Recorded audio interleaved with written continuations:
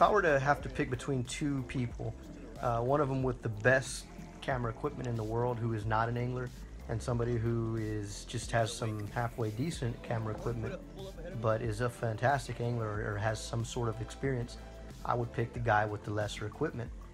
Only because, you know, it's not, the shots are fantastic. The shots really polish up everything.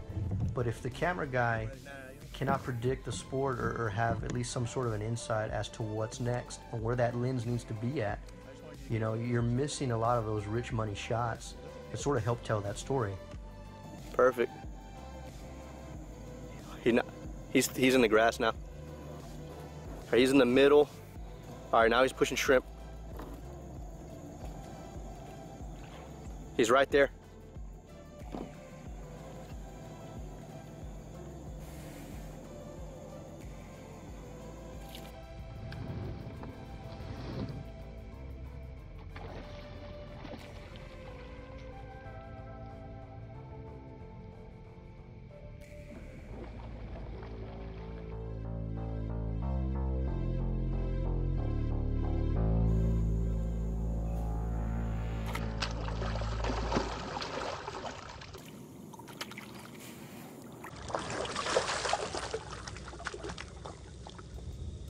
Mic check. It's day one.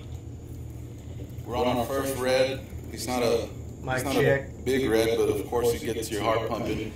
Can you guys hear us okay? Water. It's 8 o'clock. We're fishing in about 2 foot of water. We're in the marsh, Corpus Christi area. What's up, Joe? Slot City. We're working the grass lines. How you guys doing? Trailing in about 2 foot of water, looking for movement. They're pretty much on attack mode, chasing from shrimp to small mullet, small minnows. We're trying to match the hatch out here. You're all moving jumping out of the water. It's kind of like a white, clearish shrimp. So, all right. How's everybody doing today? We've got a couple things lined up, but I gotta change this right here. This is the one I forgot. Bill was last week. We got Holton Walker. Man, you can hear every little thing on that. I picked up the gain, so you guys should be able to hear us a lot better. can they hear the liquor in here? Oh, they can. They can hear everything. Everything. Holton Walker. Our special guest today is Holton Walker. Everything sounds great. Perfect. Elliot, what's going on, man? Arturo, background looks good. Yeah, man, so this is our updated background here. Let's get a full... Oops. There we go. Ram, you know, he's a woodworker on the side, so he did plenty of work. Put some, what do you call that? What kind of wood is it? That's mesquite wood, straight out of Baffin Bay. Mesquite, fake mesquite. Sounds delicious. Yeah. The nails we use are redfish bone. So we'll talk about a few things. I guess we're going to sort of talk a little bit about winter fishing, since it's sort of the thing that, you know, everybody's sort of getting ready for. And while we're doing all that, we're going to bring on Holton Walker as our special guest. He's, what about Holton? You know, I'm going to let Holton Walker kind of tell his story. There's a lot of things I want to ask him. Do you have any things that you wanted to ask Holton? Yeah, I got a couple of things. Yeah. I'm going to share maybe some fish stories, man. If you guys want some fish stories, guys are. What's up, Ernesto? You ready for this weekend? I hope you are, dude. I want to hear about that trout. Whoa. We'll talk maybe a little bit about it, but I'm not going to get into too much detail. We have a tournament this week, and actually one of the guys that we're going to be with, Ernesto, we got the trout, dude. If you guys can pull the reds, man, I think we'll have a pretty good shot at it. What's up, Joshua Tooley? Yeah, man, we got into a few of them, dude, and they were all pretty good size. So really the hard part about the tournament is obviously they can't be over 25 inches. So we've got to somehow, me and Ram are going to have to figure out a way to get onto some good trout. Okay, no, that's fine. It's still good. So, Copano? Nah, I'm not even gonna. We're not even gonna. What are you talking about? The tournament? Yeah. That's the tournament that we're gonna be at. Yeah, we'll be out there. I thought you were trying to guess where I caught that trout. I was like, no, I'm not even gonna go anywhere near that one. Your biggest one of that is 22, man. 22 is good, dude. We got everything covered. All right. Sweet, man. I think we'll be good, man. I'll get with you, Ernesto, probably tomorrow, man, Friday. I need to call Ruben up. And those tips. Speaking of tips, I'll tell you what I was looking for with that trout. I can help you guys out at least with that. Yeah, man, you definitely need some waders. The water temperature today was 52.7 degrees, dude. That's pretty cold. It was 52. That's mama trout temperature right there. Yeah. So, and it's only gonna get cooler. One thing I noticed when I went out there this morning, it was 32 degrees. It was 37 when I got into my truck, and when I got to the spot, it was 32 degrees. And the freaking what do you call it? The smoke from the water. Oh yeah, dude, it was thick. Oh really? Yeah. So that means that the water was obviously still a little bit warmer than that. Obviously, it's not going to be that cold, but that just means that the water is going down in temperature. That was a good little front that we had, and I think we're going to probably get maybe another little one. So that's a big temperature difference, though. It was 32 when I got out the truck, and it was 63 when I got off the water. That's crazy. Can you recommend a pair, man? The one that I'm using are somewhat affordable. Sims is good if you want to spend a lot of money and something that's going to last. What kind of waders do you use? Orvis. Orvis? Orvis are pretty good ones as well. What's the price point on those? I think they're about $200. Okay. But I'd recommend, I know you have the ones with the boot, right? Yeah, I got the one with the boot. Yeah. I wear the ones with the sock, and you put your own boot on. I feel those. I've had the neoprene, bulky. I don't like wearing waders to begin with, but yeah, when I do wear waders, it's the sock. So you prefer the sock? Yeah. But you're obviously going to pay for that, right? If you get that style, or can you get them at like an affordable? Yeah. Oh, okay. Yeah. I think it's a little cheaper. Yeah, I mean they're all different. They vary. Sims is expensive. Sims, they make Orvis, good quality stuff. But and then the ones that I use are they're from the Fishing Sir. They have some that are like, I think they're like $40 or $50 or $60 maybe. I don't know how good they are yet. You know, I'm still kind of putting them through the ringer, but I've used them. I think you can get some Magellan ones at Academy for about that price. You know, also. like the vinyl type. Yeah. You know, not bulky. But then again, you're going to be cold. You better bundle up underneath. Yeah. It doesn't matter what you wear, dude. When it's that cold, you're never going to be comfortable. You just kind of have to rough it out. But, dude, if you know what to look for, man, the fishing is rewarding in the winter, man. It can be all day. I mean, dude, I'll tell you today, dude, I didn't hit my first fish until 2.5 hours of paddling around. I paddled about 5 to almost 6 miles today. And I didn't get those fish till the very end because I was looking for something. And when I finally found it. When you finally found that something. When I finally found that something, what I was looking for. That's when it happened, dude. So I didn't get too crazy, though. You know, I backed off of them just because, you know, once you step into something like that, especially if you're pre-fishing for a tournament, it's almost best you just let them be, dude, and come back when you need to win some moolah. So that's sort of the plan. And me and Ram will be working that particular area. We'll get into a little bit more of that here later. What is Joshua saying? My feet aren't done growing. Yeah, if you're still growing, then yeah, the socks may be best for you. Magellan with thermos underneath. I use the sock style as well. What's the coldest water that you've ever been in with that setup, Ernesto? Goodwill. Buy an old pair of high tops for $2 or $3. Save lots of money on those boots. Yeah, that's true. You know, if we're gonna do that, if you're gonna go to the Goodwill and buy shoes, there's nothing wrong with that. You know what I mean? That's probably a good idea. But another good idea is just to get 2 big trash bags and put them over your legs. Right? Would it work? I don't know. I mean, Well, but it would work. I mean, it would work. Yeah. Cheers. Episode 12, man. It's 12 episodes that we've done live, and we hope you guys are enjoying everything. Today we'll be talking about winter fishing, and again we have Holton Walker coming on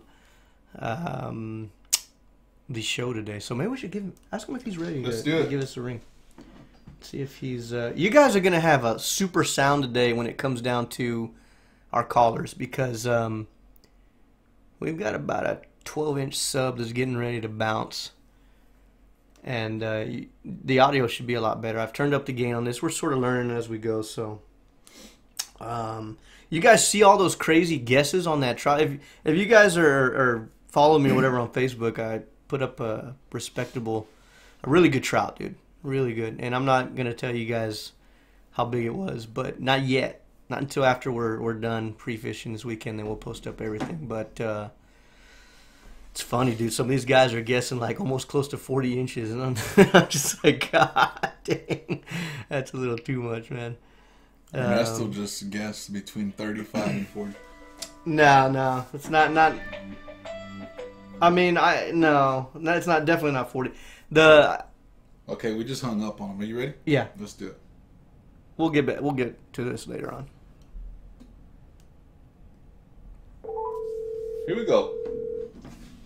How's that ring? Hello? Holton Walker. Hey, what's up? What's going on, man? Oh, I'm living the dream. Wrap up. How's You're live, Holton. Oh yeah, by the way, you're live. We're full fledged now. Heck yeah, man. So where are you from? I was born in Corpus Christi. Oh, okay. So you're actually native from Corpus. All right. Yes, sir. Okay. Corpus, grew up in a town called Sinton. That's right. Ah, that's right. Sinton. That's right. Okay. And now you are where? Now I live up near Tyler, Texas. It's about an hour southeast of Dallas. Oh, okay. Oh, wow. So you're actually going out there and meeting. How long does it take you to get to David Mescal out there in Yak Gear? Houston's about 3.5, 4 hours. Oh, we wow. usually halfway, so about an hour and a half, 2 hours. And you guys can find pretty good fishing in between that? Oh yeah, there's good fishing all over East Texas, Southeast Texas. Jeez. It's definitely a little mecca of bass fishing, I think. Nice, dude. Nice. So basically, have you ever heard of what we do here on NLF Live? I don't know if you. I watched y'all's last live stream for a little bit. It's just I only work till 7, so. Oh, okay, yeah. It's just a little something we do, and I think last week we had Bill. This is breaking up. And that was pretty interesting. It's probably because of that, all we do is we just kind of kick it, dude. So on this episode, we're actually talking about winter fishing, and I guess we'll have you chime in a little bit, maybe show us some of your strategies, or you can talk to these guys who are listening a little bit of your strategies. But now, so what's your main fishing focus? Like, what is your bread and butter for fishing? Are you more of a freshwater or saltwater guy? I'd say I'm 50-50. 50-50? I grew up most of my life fishing saltwater down here in the coastal bend. That's but, right. When I moved away after high school and joined the military, I kind of had to adapt to where I lived, and that was bass fishing. So Nice. I'm 50-50 on that. So once these temperatures drop, what are you doing, man, to prepare yourself for that cold weather? How are you layering, or do you use waders? What's your setup like? Yeah, so I normally use my thermals, just hunting base layer. They're like the Under Armour almost, but you've got fleece layer on the inside. And I wear some chest waders from Academy, but I make sure if I wear waders, they're the kind that have a really good strap on the chest. Yeah. So that if I do go in the water, it's not filling up like a parachute. Yeah. So how high up on the chest are you looking for? Like, are you like at the very, very top? Like you want like a pull cord? Yeah, I've got on my waders normally come up right above, right above my chest, my shoulder strap. So you got your belt, and then you got the strap on top, right? So you got 2 layers of tightener, or is that the style that you're using? Yes, sir. Okay, cool. And how much do those run? Because some of these guys were asking earlier, they didn't know what type of waders to invest in.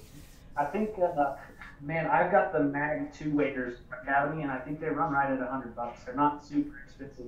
Right at $100. Cool. So 50/50 salt and freshwater. Yes, sir. Man, what is that? Okay. So first off, winter fishing, bass. What are you doing right now as far as getting ready, preparing, fishing? I mean, obviously there's no tournaments, right? So is it just out of the question to even? I mean, I'm totally dumb when it comes to bass fishing, so you have to enlighten me here. But what do you guys do in the winter? Well, believe it or not, the tournaments this year, there's an East Texas trail that's the first tournament's December 8th. So most of the big trails like the Cat Series, the East Texas Extreme Kayak Fishing, Southeast Texas Kayak Bass League, they all start in January. So I mean, winter fishing to me is from December to March sometimes. I mean, depending on how late the cold fronts come through. You ever do bass fishing? No. Ram's ready for bass. I've only gone to Mexico, and I've done a private lake. That's all that I've really done for bass fishing. Mexico was kind of cheating though. Look at that. Because it was. I mean, they're just everywhere. Hey, Holton. Yep. This is Ram Garcia. What's up, Mr. Ram? Hey, first I want to thank you for your service in the military. Oh, thanks, sir. And second, when you're winter fishing, when you go from bass fishing and you get invited over here to the Gulf to winter fish, does it change your? You know, I'm assuming the stories I've heard and the small amount of bass fishing I do, they're a pretty aggressive fish, you know, and the strike is pretty aggressive. Do you change the retrieve at all? You know, us down here, wintertime comes and we slow down our retrieve to, I don't know, what do you slow down yours to? Maybe. Well, it depends on what the water temperature is. I mean, if bait starts becoming full on lethargic, dude, as long as I can. Mm-hmm. I mean, especially if I'm using like a broke back or something that's subsurface, and I can keep level, and I can target a water column. I mean, I've never clocked it. Maybe you should run some radar. Seconds. Like 5 seconds. Yeah, but no, it's very slow, dude. 10 I'll seconds. I'll keep. Sometimes depends on what I'm fishing, what's on the bottom and stuff. But dude, I'll leave a lure there for 8 seconds before I even twitch. I'll baby it, man. But it just depends. You know, I don't know What if do you bass do, is like Holton? that. I mean, I fish different for bass. I'm a topwater addict, and it's really bad for my fishing habits because I'll throw one all day for one bite. But in the wintertime, it's kind of the same for both fresh and saltwater. I'm going to go for a really slow-moving small plastic just to imitate a stunned bait fish or something that's cold that doesn't want to move very much. Yeah. But I mean, yeah, Corky. That's also cold water bass fish or trout fishing is Corkies. You just fish them the slowest you can possibly stand, and like you said, Chris, I'll put them on the bottom for 10, 15 seconds. And, that's when I'll put my biggest trout on. Is when you just don't fish them somehow. Yeah, dude, it's weird, man. You know, one of the patterns I'm seeing with the lure companies, winter lure companies, is the Corky. You know, you got the broken back, you got the fat boy, you got the trout support, and all of these lures are long distance throwing lures. Yeah. You know what I mean? Absolutely. I think one of the reasons that do that is it's just, as much as we want to put it into our fishing skill and everything, it's a math game. It's exposure versus how many fish will actually strike. I mean, yeah. who knows how many fish actually see our baits in the water? And at the end of the day, it just comes down to how far can you drag that lure and how many fish can you get it to come across to see if you can get a strike. Yeah, for sure. It's interesting. So how many times are you going to come? Let me see. Wait. Besides your bass tournaments, how many times do you plan on fishing tournaments this year in the Corpus region or in Texas in general for saltwater? For saltwater, I'm kind of torn. And I'm definitely going to fish the Ray Del Mar tournament again this year. That was a lot of fun. I might even go offshore. I'll say that on the live stream. I'm really wanting to go offshore this year. You make it really tempting with all your videos. And but besides that, I might go fish one of the Lone Star Kayak Series tournaments down in Houston. I've never fished that before. I really wish there were saltwater tournaments out of the Sabine Pass area. I was stationed down there for 2 years, and man, that is a great history for redfish and flounder. So I wish there was a little more out of that area, but yeah, the coast is a minimum of 4.5 hour drive for me. So the Ray Del Mar for sure, and other than that, I'm not sure unless we make another year trip down in March or April. I might be able to swing back down. Now, when you say station, are you permanently here in Texas, or is there a chance that you could move somewhere else? I'm out. I did pretty much 8 years today, and I got out just to bring my family home and to give them that family environment growing up. So I actually signed a specific paper saying that I can never be activated again. So I am 100% out. Nice. Well, man, congratulations, man.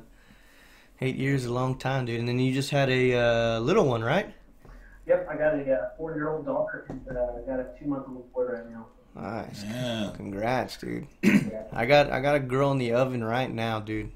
I know you getting close, aren't you? Yeah, Martin Luther King Day. That's the day right there. Golly. So we'll see. We'll see, man. That's awesome, man. I'm excited for you guys. Yeah, thanks, man. You had a girl, right? I've got a 4-year-old daughter and a 2-month-old boy. So you got both. Okay. For me. So so we kind of I did the reciprocal of you. I had a boy first, and now I'm getting a girl. So yeah, you miss how much fun the baby. Which one you think's gonna be easier, a boy or a girl? I thought my daughter was way easier. I think. Really? Yeah. So your son right now is already just trying to fight you already. Oh yeah. Hey, Holton. So you got a boy. I have a little girl, but when we were going through the whole pregnancy thing, everybody asked, well, what do you want? Do you want a boy? Do you want a girl? And since you got a boy and Chris got a boy, I wanted a girl because, because then if you got a boy, then you're going to have to buy him his own kayak, and you're going to have to buy him he's going to want to take your fishing rods, and he's going to want to take your rifles and stuff like that. You getting any of that heartburn right now? Not really, to be honest. I fully plan on my daughter being the first, Bassmaster Classic champion as a female. So, oh wow. Yeah, my goal is for her to tell her future spouse or boyfriend that he's doing it wrong. All right. So, that's my project. But that's cool. Yeah, I thought I wanted a boy, and when I found out it was a girl, man, the longer it went on, I liked it a lot better. And then I was actually driving to the Ray Del Mar tournament in August, and this little jerk kind of pulled up and cut me off. And I had the realization, I was like, crap, I got to make sure my son turn into that guy. Like I'm not worried about my daughter doing it, but I got to make sure my son turns out to be an actual good guy, I guess. Yeah. Hey, Holton, I noticed that you are a Yak Gear and Railblazer ambassador. When rigging your kayak from freshwater to saltwater, is there any changes you do to your setups or anything like that? As far as rigging? Believe it or not, absolutely not. My kayak, I could go fish to right now on it, and I could turn around and drive to Corpus and fish the same thing. The only difference is whether I'm running a live well on the back or not. But yeah. No, it's identical. You get to a point where you want your kayak to be as efficient as possible, it doesn't really matter to me where I'm fishing. My cut's going to be big the same way. Yeah, and that's a good thing with the Railblazer products that, you know, they're adaptable. You could put the rod holders you have in the front to the back. Absolutely. You know what I mean? Yeah, I've got a little Pelican case in my mount that's got all the stuff I don't have actively mounted. So I can go from, you know, a streamlined bass setup to put out some rods and drift or crappie, or, you know, it's basically, I can go from fishing artificials to dead bait, live bait, and trolling. I mean, in less than a minute. So the versatility is awesome. Nice. Question, Holton. Sir. What's the craziest fish you've ever caught? I was about to say that. Were you? Yeah. I was all, because I mean, if you're fishing in the saltwater, you might catch something you might never. Or see maybe it. not craziest, You know what I mean? but let's say, what's your most like? How should we put this? Like, what's the best fish the most rewarding fish you've ever caught?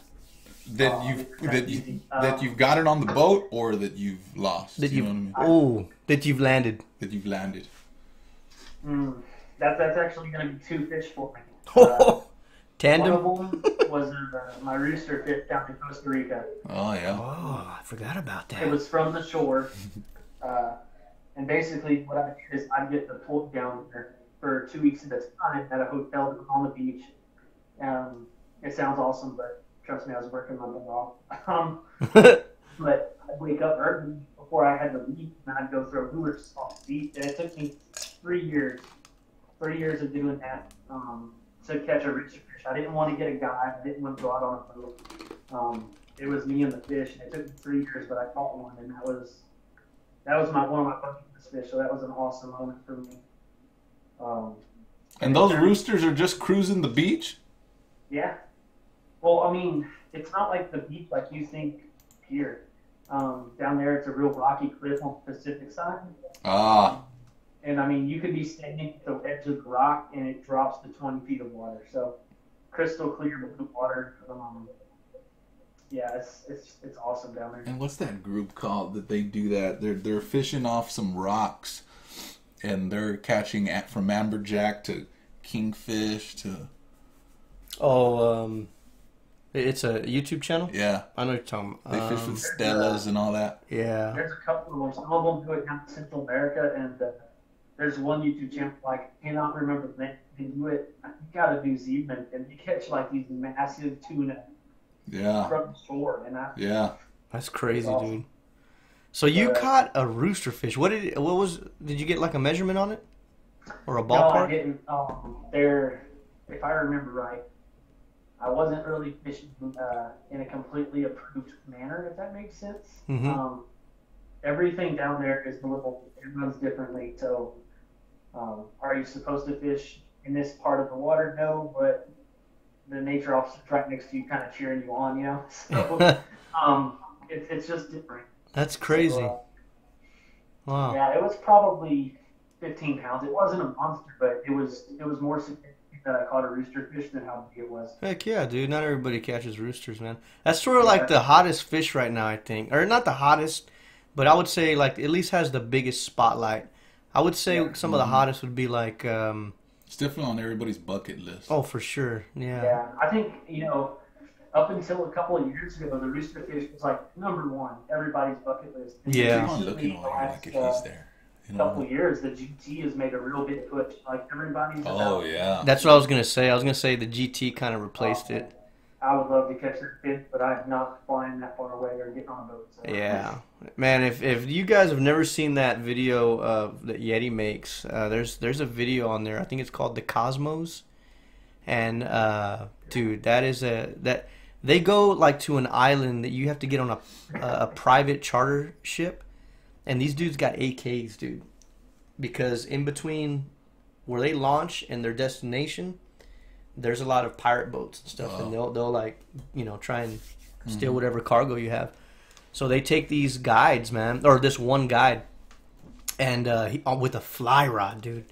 And it's this one place, dude, where they can wade fish and catch GTs on a cliff, like a rock. Like, I don't know. There's like some rocks where you're walking. And then they just go straight down, dude.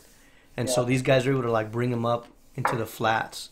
But the way that they talk about that GT, man, how they attack sharks. There's all kinds of weird stuff on those fish, man. That just mind blowing. But yeah, they're definitely hot right now for sure.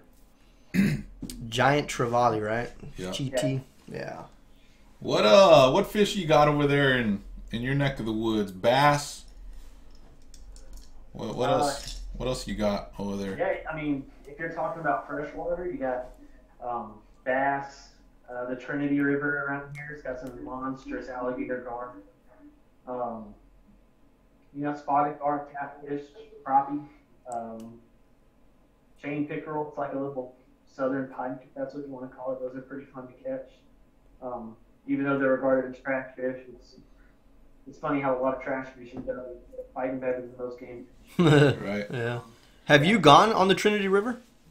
I have not. I've been wanting to make a trip down there, but I'm back to Texas last May, so my schedule's been super crammed, and me starting with this new company, I don't have a ton of vacation days. So. Yeah, for sure. Wow, man. You don't got any crazy alligator stories? Kayak related? No, I try to avoid them. Just going straight to the alligator. There are some lakes around here, though. There's a Bass Lake, Perth Lake. It's outside of Lufkin, Texas, and it's one of the best bass fishing lakes in the area. Just monstrous sharebunker, 10-pound plus fish. But there's stories of alligators longer than John boats out there. So I'm like, I'm not sure if I want to take my lizard lick native kayak. Yeah. To a place where an alligator could be territorial. So I'll keep my arms. Yeah, for sure, dude. That's kind of scary. Yeah, I had more run-ins with snakes. Way more run-ins with water moccasins and stuff. Oh, really? Yeah. And those are pretty aggressive too, right? I think that's a common misconception. A lot of people that say that, the water moccasins chase them or stuff. Yeah. Between the water moccasin and the water, which is where the snake wants to get to. But in terms of like running into them on the bank or in tree limbs, I've never had one get aggressive. One time I had to bite the head off of a water moccasin. Yeah, he's joking. They know what I do. I've had water snakes actually chase and eat my lures, but I've never had a water moccasin. They always get defensive, and they never really come after you unless you're in between where they want to go to feel safe, if that makes sense. Yeah. That's crazy, man. I had one attack me once. I'm not sure if it was a water moccasin, though. It definitely wasn't a rattlesnake.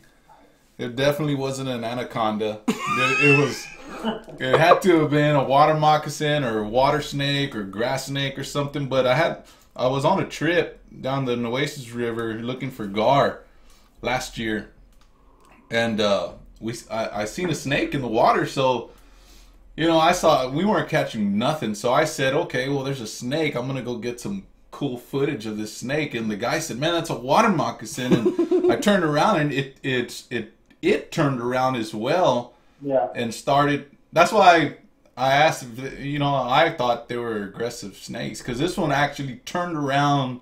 It didn't strike at me, but it made me think twice about going after that snake, Oh yeah. I mean, if you make them feel like they got to get defensive, man, something's gonna happen. Yeah. Yeah. But yeah, you're talking about alligators, man. There's some monstrous alligators down there near Corpus Christi. I've seen them. I grew up around them.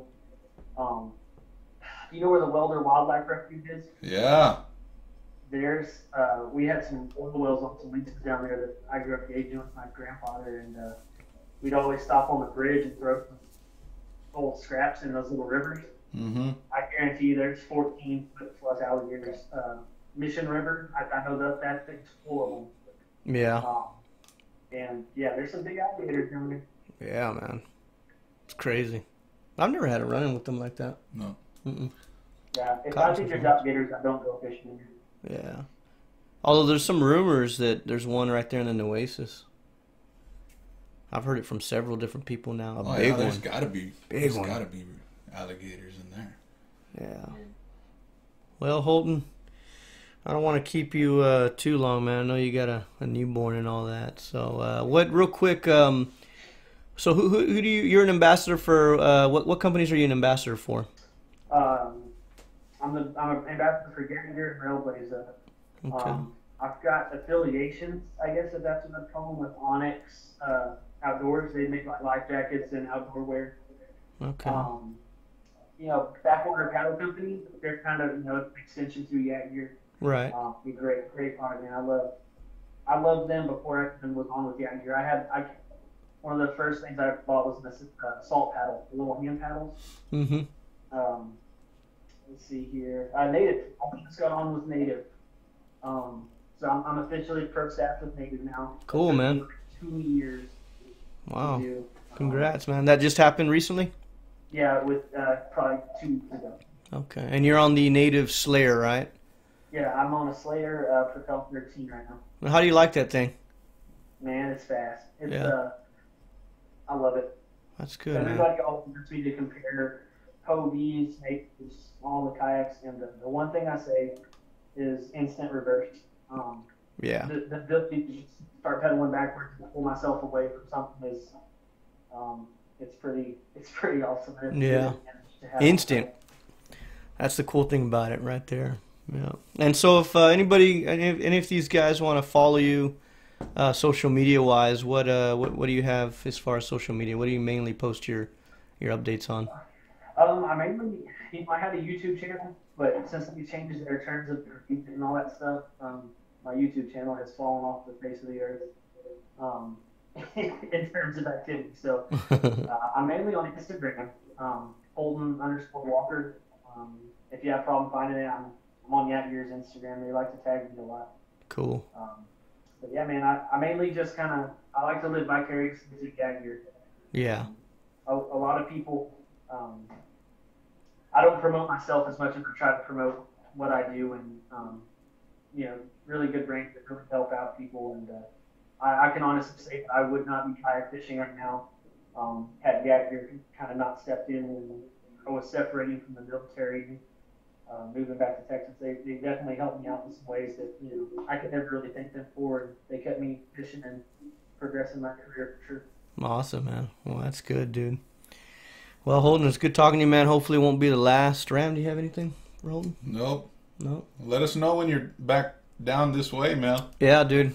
Yeah, absolutely. I can't wait to get down there this summer. And, I forgot to answer one of Ram's first questions was, what do you focus on differently, fresh and salt? And to be honest, going into the winter, it's the same thing. I'm looking for soft mud and saltwater. You'd be going for soft mud with oyster. Freshwater, I'm going for soft mud next to a channel. So Oh, okay. anything that will warmth like that is what you want to be looking for in the winter. Yeah, some similarities there between fresh and saltwater for you guys listening in. Well, that's good, man. Well, all right, Holton. Well, thanks for joining us, man. And we'll keep in touch. We'll do some fishing this year, dude. You and Ram on the Slayer. Get back down to Corpus. Yeah. All right, brother. Have a good one. Thanks for joining. You'll have a great night, man. You too. Thank you much. Bye-bye. Yeah, we need to get with Holton this year, man. Yeah. Man, he was a good dude and a veteran too. Yeah. He's he did good, man. He pre-fished that during the Ray Del Mar tournament, and they were too big though, but they were right at like 28, 29. That's what I wanted to ask him too when he got into them bulls. Yeah, and then I think the day of the tournament, they were just Let's call him inches back. over. Bring him back on Holton. Texas One more range. question there, Walker. All right. Whoa, all right. Let's catch up here on the chat. Dude, there's a lot of Spanish being talked right now, and I have no idea what's going on. I need somebody to translate. I'll Boys translate are it. easier, girls are expensive. Gracias. Aquí. What's up, Gulf Coast Yakin from Florida? How you doing, man? Who else? If you guys are just tuning in, we were talking a little bit about winter fishing. If you guys have any questions, Chris, Manny had some questions. Manny. SOS bueno si. I might need some help translating some of that. I did see that he was asking questions about the Trident And yeah, I'm on the Trident 15.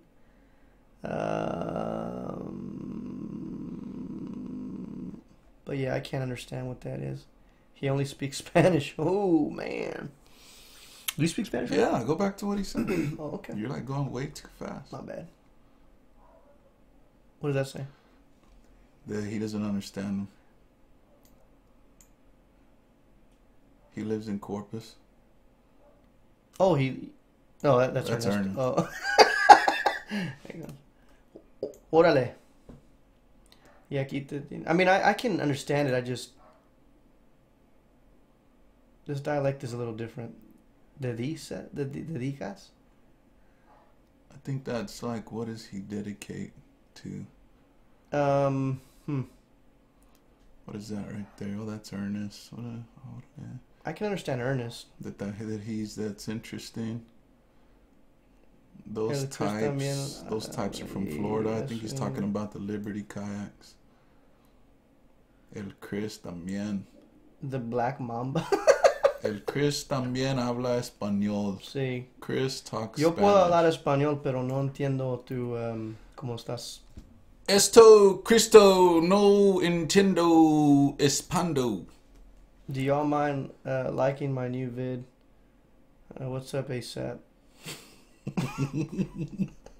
For sure. Yo quiero pensar en mar con kayak y cuál es la buena. Hay muchos. Yo tengo el Trident 15. Ram tiene el Native Slayer Propel. Hay muchos diferentes. I don't know how to say this in Spanish, but if he can get a hold of us on our Facebook, I can sort of help him out a little bit. He's asking about an offshore kayak that you recommend. Depends on how much he wants to yank out of his wallet, man. I always recommend the Malibu X13 as an entry-level offshore kayak.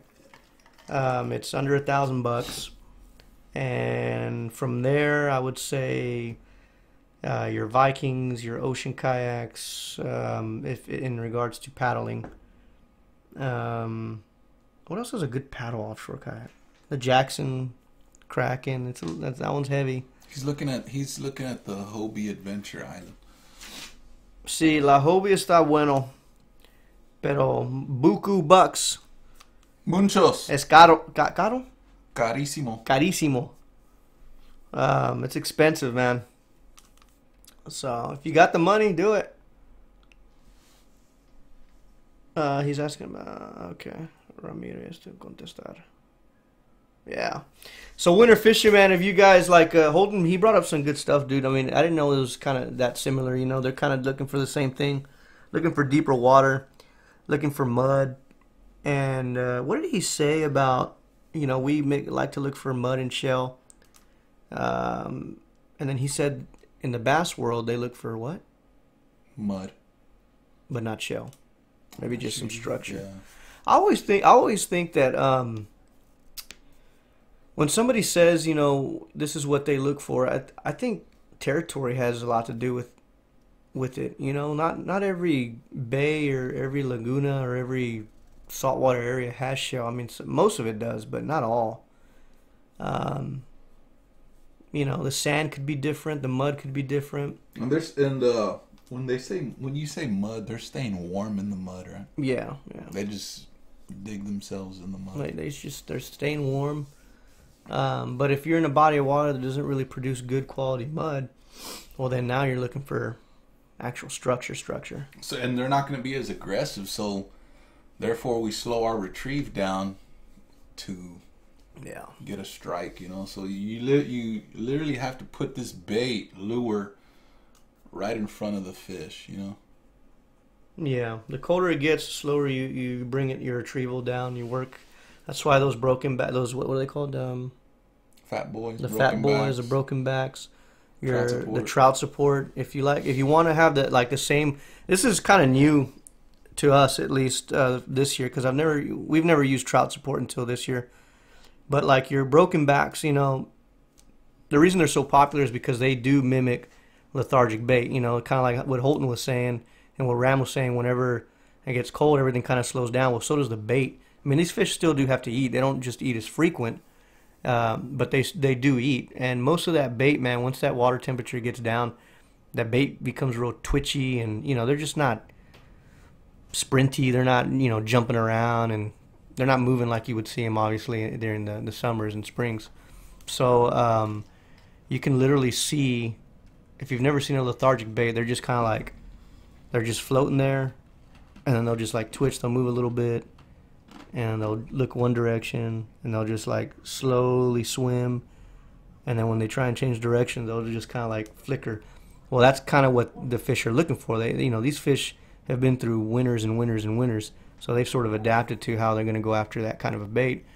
And it's the same thing with matching the hatch. Like if you can get a lure that sort of presents itself to mimic that, then that'll just entice the fish. They're thinking that it's looking at something more natural.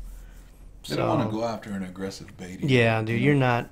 What's funny is on this trout that I had just caught. I didn't even get it on a retrieve. I got it when it was already on the bottom, and you could feel the fish just like pick it up, and then it just kind of like slowly went off, and then I engaged the hook. I didn't even get the fish on a retrieve. It was just on the down, and it just kind of rested there for a little bit. I would say a good 5 seconds. So, and I had it was like a twitch bait that I was using on that. I was actually trying out some lures from Fisherman's Place. They're not out yet. He sort of just wants to see if they're even effective. So I said, yeah, for sure. I'll go out there and, see what I can get. And yeah, we tore them up. But come tournament time, what are you going to use? I'll show you. I'm going to use that trout support, dude. I think it's going to be perfect for that area that we're thinking about. I might throw that. I might throw some Caden lures. Yeah. Definitely go weedless, though, because those rocks. Yeah. Was I supposed to say rocks? I'm just kidding.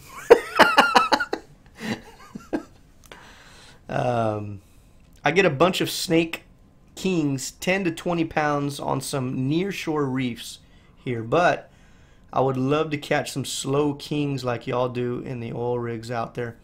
What do you mean by... do you mean slow or sow kings? Sow. Sow king. What? Southern? What does that mean? Am I reading that wrong? Like girl kings, big kings. Our kings Mama are big kings. here, man. Our kings are big. If you guys have seen that 57.5 that I had gotten earlier, that's definitely one of the biggest ones that we've gotten here. But 50s they're out there, man. They're definitely not a dime a dozen. You just got to know where to go, how to fish them, and they get very big, dude. Just like 2 or 3 years ago, Mike Flores, him and a buddy were on an island, like that guy was talking about, and they yanked out that 63. Oh, really? Yeah, it was 64 when they caught it, and when they brought it in, it had shrunk. Dang. It shrunk a full inch, dude. And it was a 63-inch king, which is huge, but our kings are thin. Like, they're not like if you go and see these guys catching these big old filled up kings out in, I think, Australia or somewhere. Those kings are they literally have twice the mass, and they just look pregnant. It's weird. So our kings they're very sporty / spunky / just, man, they're just ready to go. Now the record, they're them Texan kings. They're them. Yeah, actually, like the one that you see here. This is a 50. This is one that. Let me see here. That right there, that's Mark. That's a 50, actually a 51 or a 52. It's a pretty good sized king right there. He won a tournament with that one. We've got a lot of 40, like our average kings here are like 45, 43 to like 47, I would say.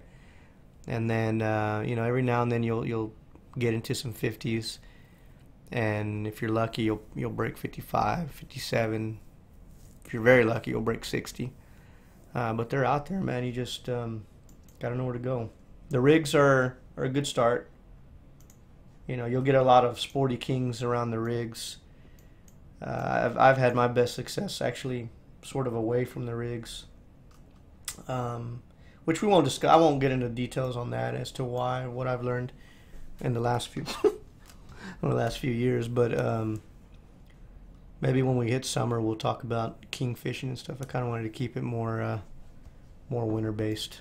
So so winter is just all about what?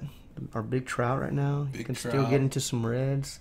Me and Ram just got into some mid column 40s, man. Which we're getting ready to release that episode here pretty soon. That was a slow retrieve.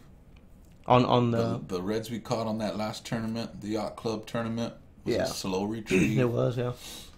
Yeah, that was kind of like twitching and bouncing. Yeah. We got in between some cabins. That's about as far as I'll go with that. Yeah. But what was interesting is when we caught those reds. We're gonna call that episode "Cabin Fever." Twin cabin fever. Mm-hmm.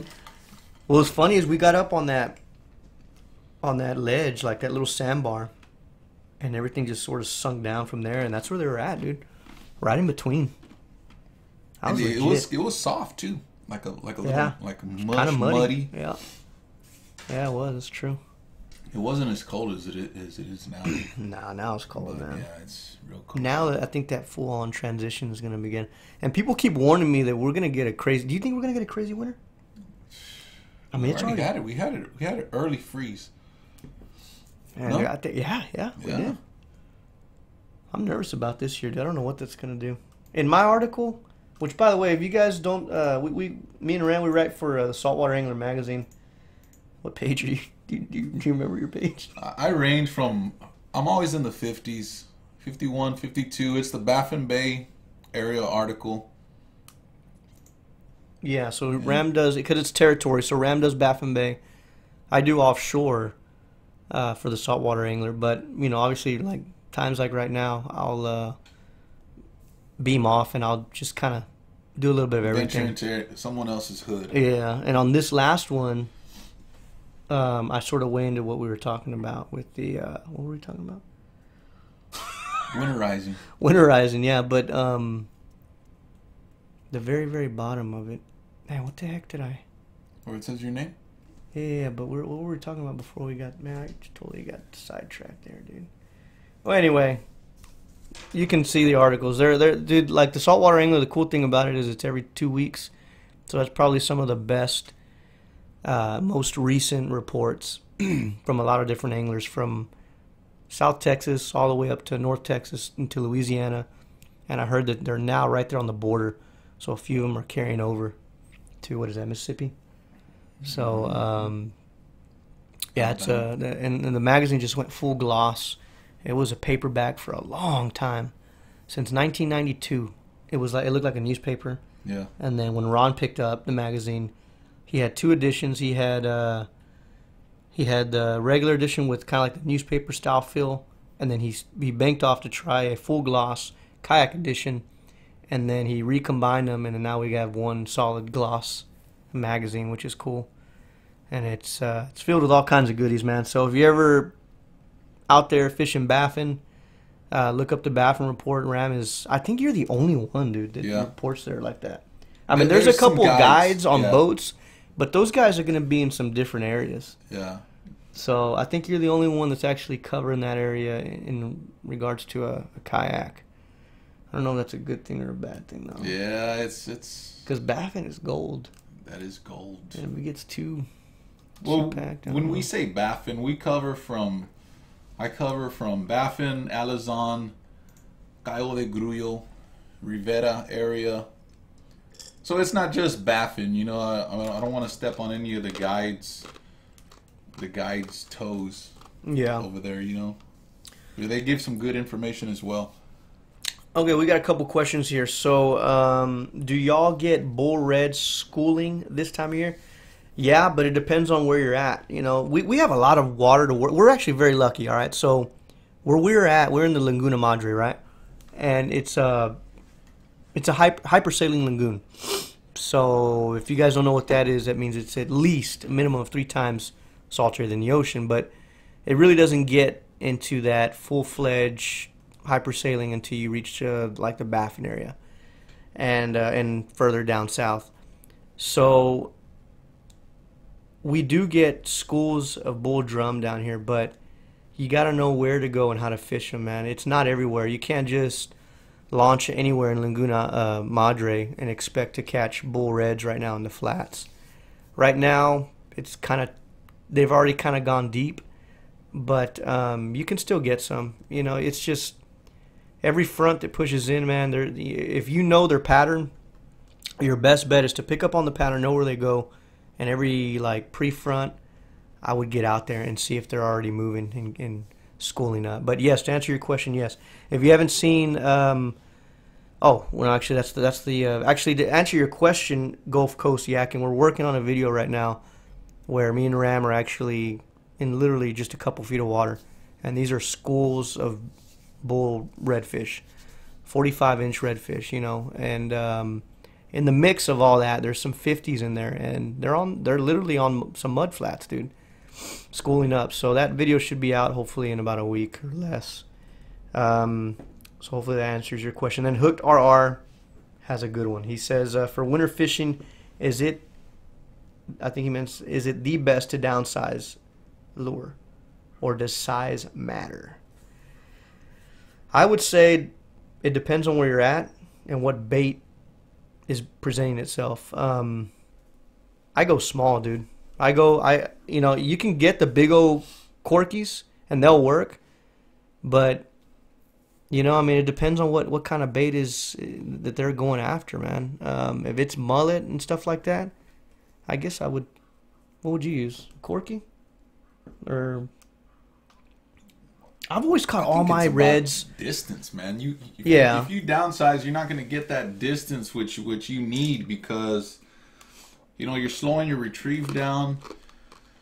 These trout are. I'm assuming. I don't know. I haven't talked to a big trout in a very long time.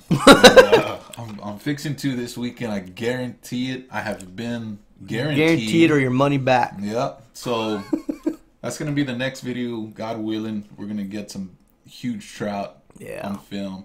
But to answer the question, I stay with I don't use a super huge bait. The biggest bait I use for wintertime is the broken back, which is about a 4-inch bait.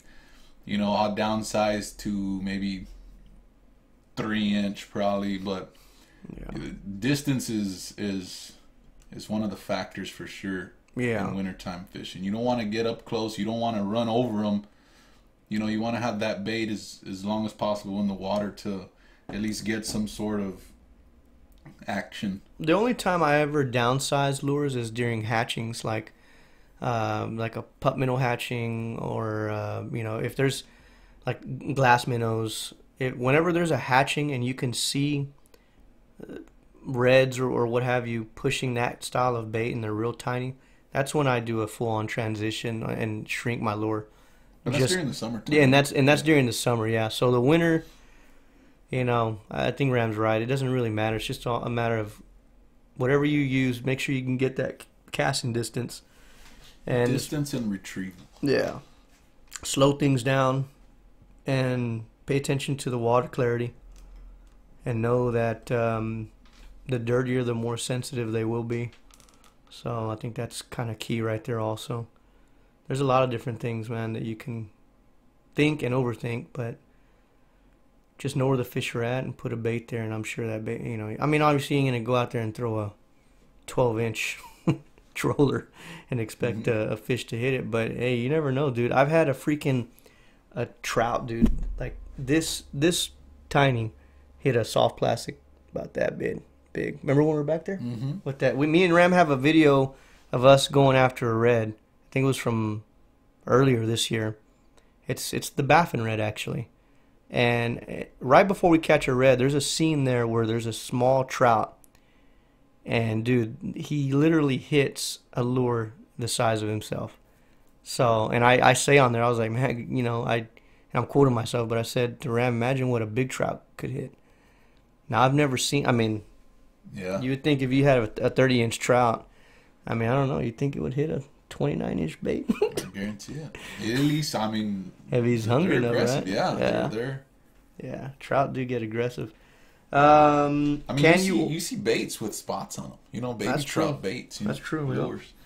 Can you order a subscription to deliver at your home? Elliot, yes, you can order Saltwater Angler magazine. I think it's saltyangler.com. You can have them delivered, and it's really affordable, dude. I think it's like $6 to $12. Now, if you look on their website, they have all their drop-off locations. They're free if you can find a close drop-off location. I think they throw out like 60,000 magazines or something every 2 weeks. There's a lot. There's a digital copy. Yeah, and it's and digital. Yeah, sorry. But if you do want a hard, if you're the kind of reader that wants to touch something, keep something, yeah. Then yeah, it's pretty affordable. I think for $12 a year or something like that, I would definitely do that. And it's at the convenience of being dropped off at your house. I got a smaller hunchback lure that I like to throw for some trout. Yeah, heck yeah, dude. What's up, Mark? Mark Garcia's in the house. We were talking to Holton Walker today, talking about winter fishing. And we're not going to give away how big the trout is, not yet. Maybe Saturday, after we're done fishing this tournament, we'll upload all the pictures. Because that might not be the only one. It might be the baby that's on Facebook right now. Just might be. I don't know, we'll see. Talk like this now. Yeah, we got to keep it down. So yeah, hopefully, don't give up on winter fishing, dude. It's you can easily go out there and get skunked, but if you know what you're looking for, if you can find the structure that you need, whether it's shelly, muddy flats, or rock structure, or any type of structure that is maybe a little bit deeper that will hold some fish. That's sort of where those are your focal points. You just don't want to go out there and fish grass lines like you would in the summer. It's just a different ball game. You're not going to be seeing tailing reds or anything like that. I mean, you might, but it's not very. I would say by this time of year, you're not going to see any tailing reds right now. You might, but I don't know. That'd be a crazy one if so. We're still kind of in that weird phase, so I'm not too sure. Yeah, we're not full blown. Yeah. Full blown freeze. Depends on where you're fishing. I can't speak for all areas, but the areas that we're fishing right now, we're not seeing tailing. I think the last tailing red we saw was, 2 weeks ago? Yeah. That was yours, right? Yeah. Yeah. So after that, it's once that steam's been pulling off that water on these fronts, man, it seems like everything's just slowing down. But I tell you what, dude, the trout are becoming very predictable. So we're on them, dude. We're on them right now. And one of the things we're going to do a lot of now in comparison to what we used to not do on our videos is we're going to start breaking down a little bit more like technique. Why did we succeed here versus not over there? Because some of the things that we try and do, man, is our behind-the-scenes stuff, we'll go out there and bring in some slots. But our full-fledged stuff is, it's about chasing a trophy trout. So, and you guys feel free to weigh in on this, or a trophy trout, or trophy drum, or trophy redfish, whatever. It always has to do something about chasing a quality fish. And we want to sort of let you guys get into our heads on technique and how we feel like we actually came out victorious on those particular episodes and episodes as we continue to make that are full-blown saltwater adventures. Like I said, our behind-the-scenes stuff is just kind of us having fun. But y'all do white bass fishing in December? Man, I want to. That's the one thing we haven't done, dude.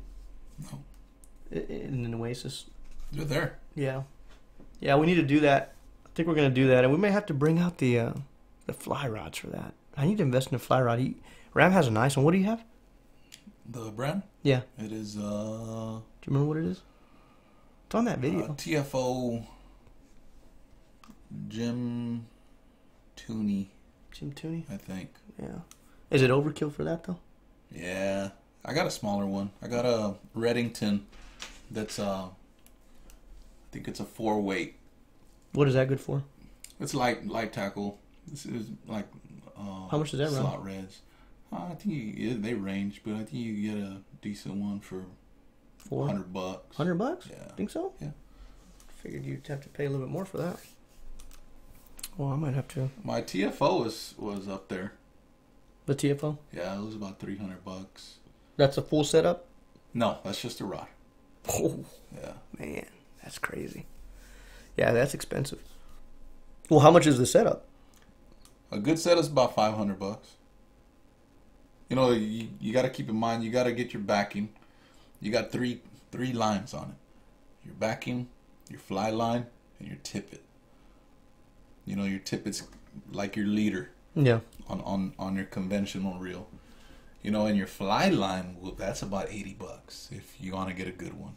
Wow. Up to, I'm assuming they're up $100 range. How much will they last? Like, or how long do they last? They'll last a long time. Get a good one. I mean, if you get a cheapy one, you're gonna have memory. You know, it's gonna be on your reel, and when you're trying to cast that fly, you're gonna have loops all over the place. So you don't want to have that. You know, and some are tapered, some aren't tapered. Taper fade. Yeah. So let's see, Josh, your biggest trout right now is 28. That's good, man. That's a lot of guys don't catch 28s, man. A lot of guys don't even break the 25 mark. A lot of guys don't, man. There's a lot of guys out there. A lot of guys do, but there's a lot of guys that haven't gone past 28, and there's definitely a lot of guys that haven't gone and broken the 30-inch mark. So just keep at it, dude. So yeah, to answer your question, Hooked R, we'll definitely look into doing an episode on that, a white bass run. Have you ever used the Woody? Yeah. What's this one right here? I don't know if they can see that, but that's the Woody cork. And you were asking about, have you ever used live croaker for big trout? I love croaker fishing. if I'm able to get the croaker, you can't fish with croaker right now. I think they're too big to fish during the winter time, and you can't buy it. But if croaker is available, I fish with croaker. The story behind croaker, I'm not sure if y'all know, but the croaker eat the trout eggs. You know, so if a trout isn't even hungry and it sees a croaker, it's gonna just kill it because it sees it. You know, so but then again, you get a lot of baby trout that, you know, they kill it instinctively. So you get a lot of trash fish, not trash fish, but trash trout. But I love croaker, man. Free line croaker, free line croaker off a Woody popping cork. It's fail proof if you fish with croaker. How do you hook it? Where? In case these guys have never used croaker. Man, I have to show it to you. But if this is the croaker, if this is your croaker right here, and you got the lateral line. This is the tail? Yeah, this is the tail. If Okay. you got the lateral line, come in here. You got a fin that pops out right here. I use a kell hook, and I come in right behind that fin, like that, and stay alive all day. Because that fish, when you throw it out there, that hook, it's going to weigh it down, and that fish is going to want to swim away from that hook. You know, and I use oxygen as well too. A lot of people will use an aerator, and man, by the time you get to your fishing spot, they'll be gone. They'll be goners. That oxygen will keep them alive every second. They'll be nice and spunky when they hit the water. Dead or alive? Alive. Why? So they could move. Yeah. Yeah. And I think they also give off a pheromone too. Do they? Yeah, I think so. There's a in their, I think there's a pheromone that they can detect, and then there's also obviously their croaking and stuff. So trout can kind of detect that.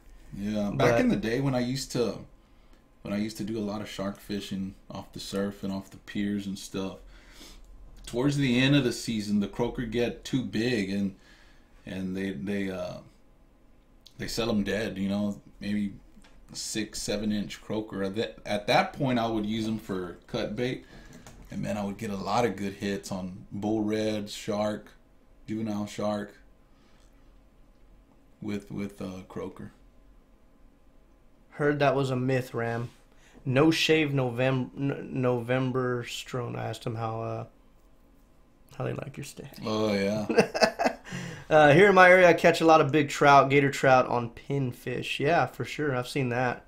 Unfortunately, just found your channel last month through 30 miles. Love the content. Keep it up. Appreciate it, man. Yeah, we'll definitely keep the content flowing. Gulf Coast yakking. Stash is looking good. Oh, yeah. How you doing on time? Let's wrap it up. 20, yeah. Yeah, let's wrap it up. Well, guys, if you have any questions, if you have any... What do you guys want to know about if you guys are still tuning in and when I know this is a long... how long have we been on for? Definitely more than an hour or close to it. While we're wrapping up this redfish episode, you know, it crosses between October and November. And if you have any questions or if you have something that you guys would like for us to cover about these redfish that are running in the flats, not in the jetties like most traditional people would or the channels, we're actually catching these bull 45-inch reds. And with, I mean, they're big reds, dude. In these mud flats. And if you guys have any questions as to how or if there's a technique, whatever you guys want to ask, if you're curious about anything on this particular episode that we're developing, feel free to comment below or right here in the live chat, and I'll be sure to answer as much as I can. I mean, you guys know how we roll. We don't really talk too much about spots and location.